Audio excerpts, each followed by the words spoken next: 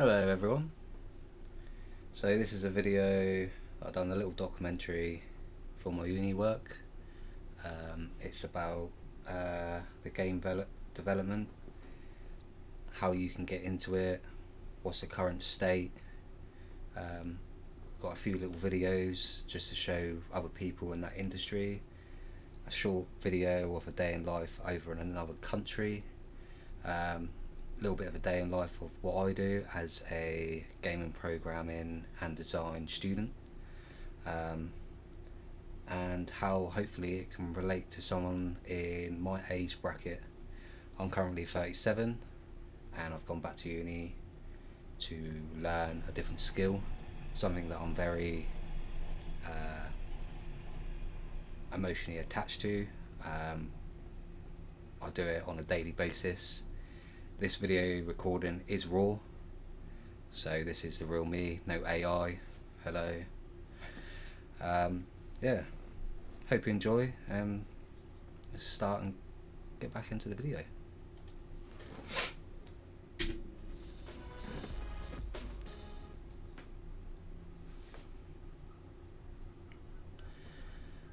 So on a daily basis, like normal people do, they would have a cup of tea, wake up, have breakfast.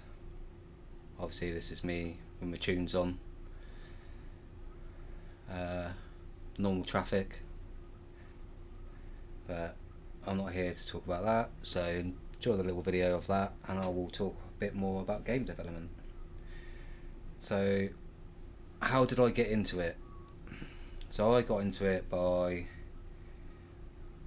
in the early 90s or late 90s, Sega Mega Drive. If you're young watching this, I'm really sorry. Sega Mega Drive, Sonic. Wake up in the morning on a weekend. There was no YouTube, it was literally a bowl of cereal on the floor, whack on Sega Mega Drive and try and complete Sonic. There was no saving, there was no reloads. Good times. And that was my first love for gaming. I just got into it too much, I think. And then as I gradually got older, I carried on. When I got my first job, I got bought my own console, and then literally went from there and there. So I've seen the generations of different consoles or the game world being developed in my own eyes. Taking me back to Xbox when the first GTA online came out. That was on Xbox 360. People just have them junked in the in the corner. Me personally, I've always been a PlayStation guy. Quickly show you because it's quite cool. I still have a PS1. I have a PS2. I have a PS3 and a PS4 and a PS5. It was like the games of like Tekken, Resident Evil. The graphics were awful, absolutely awful. But then as time got on, everything involved, it's amazing. The current state of game developers back then was small. It was small teams. It didn't take them that long to build a game.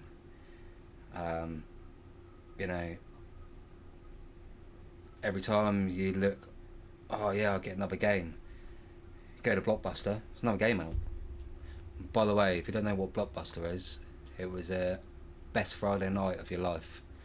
Go with your parents, Blockbuster, rent a game, you can have it for, I think it was 3 days to a week. I would have it for over the weekend. That's my weekend sorted, complete it, take it back, go back next Friday, be another game. Now these days, you don't get that oomph. So the Call of Duties, you would go for the midnight launch, amazing. Now it's all online, it's all changed, and that's the same with the game development world. Not to be a game developer, I think that's always been the same of how you want to get into it.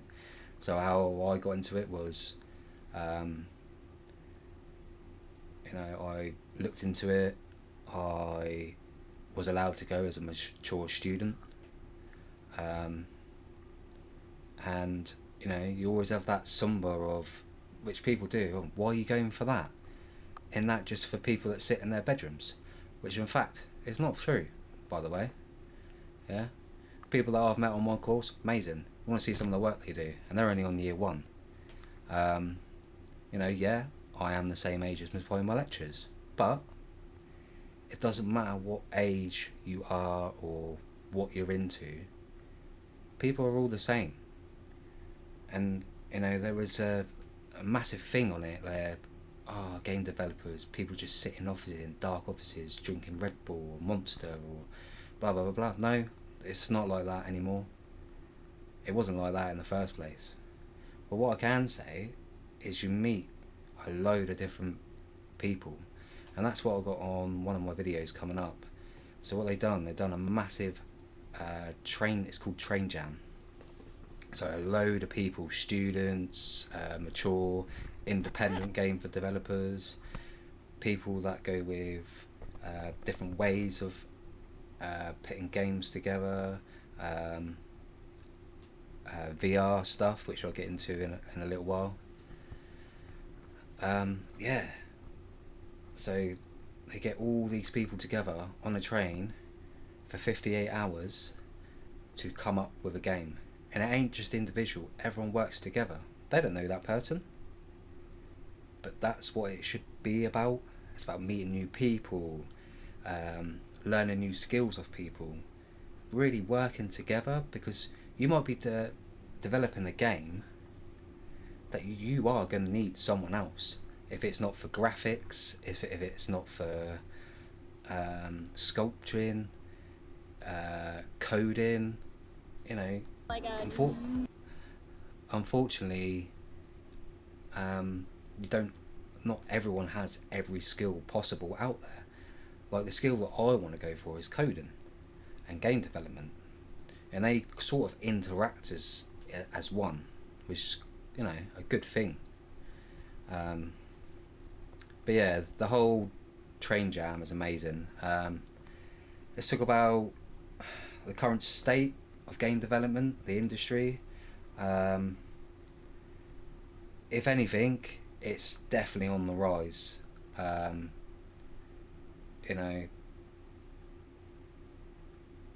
It's missed by state of record of high engagement and review is out of this world, and the reason why is because the technology has got a lot better. So there's look at GTA 6 coming out, look how long it's taken them, but the reason being is there's so many the revolution is high, the graphics is high, the detail is high. You look back on, say, Pac-Man to the games that we play now, massively different. People are moving away from studios now. People come independent. And then AI's been introduced. We never had that, and that is a massive thing. If you want to do anything, get into AI. Like, it's amazing of the stuff that they're doing. But again,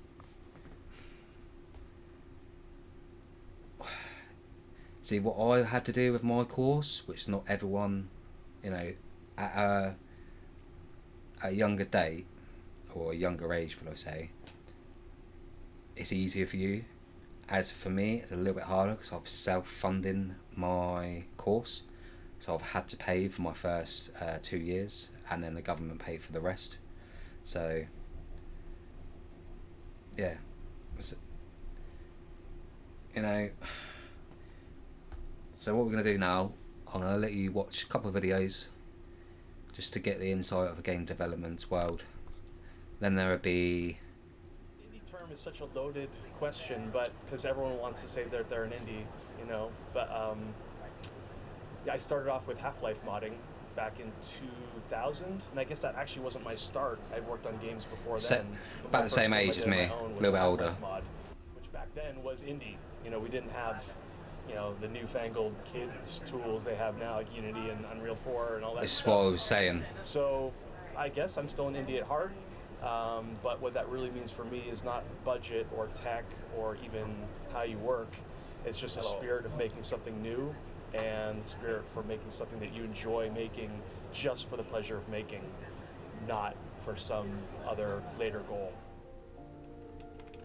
There is a need to grow, a need to achieve woven into the human spirit, a need to collaborate toward a common finish in 3 days.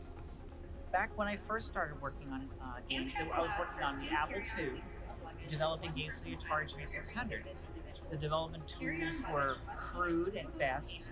You had to write your code in handwritten assembly language. Your See, this is art what was I done mean. on graph paper.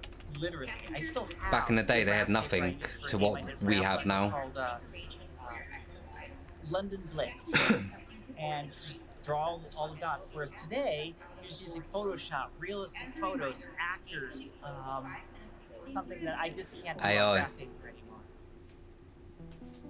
Adriel Wallach, the driving force behind Train Jam, is more than passionate about the culture erupting from Train Jam. Most game jams are, at a specific location. They're at a university, they're at your local game developer meetup area, and you're generally working with a lot of people from your local community. And there's some jams that are online, but there's always a little community around it, whereas Train Jam is on a train. So we start in Chicago. You see what I mean by community and getting everyone together? That's what I was talking about 5 minutes ago. It doesn't matter what your background is, where you've come from. It's about your love for games and game development or sculpting or art. Everyone has the same interest and the same love for it, and I think that's powerful in itself. Amazing. Get back to it. We end in San Francisco. It's 52 hours. You go through the entire United States for the most part. And it's in a location that a lot of people don't generally go on. Like, in the US, we don't really do a lot of train travel. We don't do these kinds of things. And people coming from other locations around the world aren't used to, our sort of slow, antiquated train system here. It's nice because it pressures you to try something new and think about things in new ways and do that kind of stuff. And so I find it very important because it's nice to see that. It's nice to see you trying new things and being pushed out of what you're comfortable with at normal game jam, and it makes you be more creative and do lots of really cool things.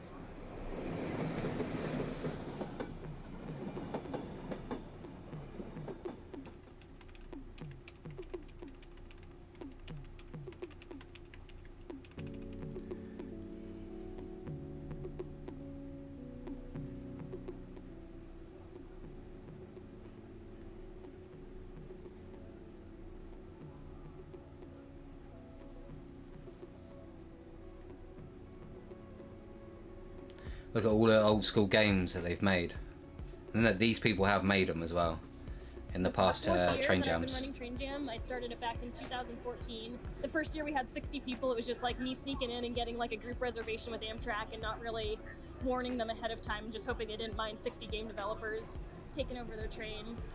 We doubled the next year. We had 130 people. Last year we had 200 people, and then this year finally we got Amtrak working with us, and they let us rent the entire train. Imagine that, a whole entire chain. We actually are doing.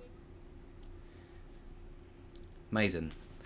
This is a day in the life of a Japanese game programmer. So this is a day in the life of a Japanese programmer. So what they do here is completely different to what it's like in our country. So this explains of, depending where you're working or depending what country you're in, it's depending on how they do things. Everyone does everything different. But this one caught my eye, and I think this is awesome. Watch.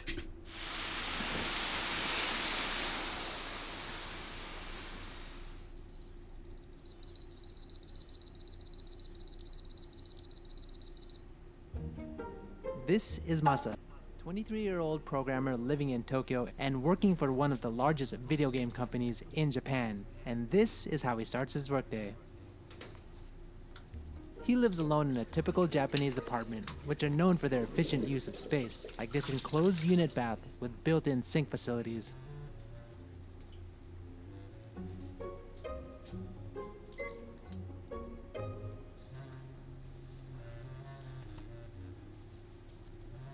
Masa, how long does it take for you to get ready for work? だいたい顔洗って着替えてで5分10分ぐらいで朝は終わ Takes me っちゃいま longer. す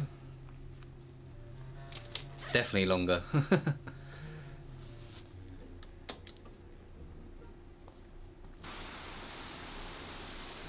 Like This is the most same as salarymen Britain. in Tokyo, he commutes to work by train. Door to door, about 40 minutes, so it's not bad. But more than half of his trip is walking to and from the train station. Not pleasant on rainy days like this. Bandai Namco Group. They're known for developing popular game titles like Tekken, Mario Kart, and even Pac-Man. And there's about 1,000 employees in the Tokyo office spread across 5 floors. See, that's a lot. Gotta have bigger That's his digital time teams card. now. He's officially clocked in now. Also, common in many Japanese companies is for employees to change into slippers for the workday. So this is Masa's office, very common Japanese style desk with low dividers. So Masa keeps his desk area simple, like many of his coworkers. It's very different when compared to Western desks, which are often littered with decorations and family pictures. First thing in the morning, he checks his email, as well as the internal company social network for updates, while also having a quick breakfast. Masa, where did you buy your juice? これですか、近くのスーパーで安売りしてるやつをいつも買ってます。 What is that? カロリーメイトはシリアルというか、あとクッキーみたいなものなんですけど。 Alright, so this is the break room area on the second floor. Let's see what they have. You separate all of the trash. You have your burnables, you have your cans and your bottles, and you also have your non-burnables like plastic. They have a hot water pot and microwave. So this behind me is their snack corner, but it runs on the honor system. So basically at the top you have a place where you deposit money, all the different chocolates or candies, they have a price for it. And even the refrigerator has frozen treats like ice cream and whatnot, and you just need to pay on the honor system. And So in the UK, you wouldn't have something like that. Definitely not. It's a bit like when you go and play golf and you got a halfway house and they say to put the money in. A lot of people don't. I might be wrong, I might be right, but yeah. you take Different. what you actually paid for. I don't know, how would this do in your country's office? Alright, and so let's check what's down here. So this place says Oh, watch it. This is library, amazing. but in fact, it's not a library of books, it's a library of games. Not a Check this usual out. library, put it You that way. have all these different consoles, all the way from like Nintendo to PC engine. I don't even know what that is. You have the original NES here, GameCube, you have the original Sega Saturn, even a family computer. They have like every single game ever, and it's not just in this aisle. Behind me in They that have box This aisle. is they have original NES. This aisle, and then they have this aisle, but this aisle actually looks like books. They even have all kinds of game cartridges from back in the day. Nintendo DS. Don't even have like a baseball game. Sim City. I wonder how many years it would take to play all of these games. What's your favorite old school console? A lifetime. Because I'm sure they probably have it here. So this area here is their administration section of the office. It's kind of like the business side of the company. And this behind me is where all the executives stay. So this area is a lot nicer than the common area, but as you can see, the offices are fairly reasonable. The president's room is fairly the same size as the other executives.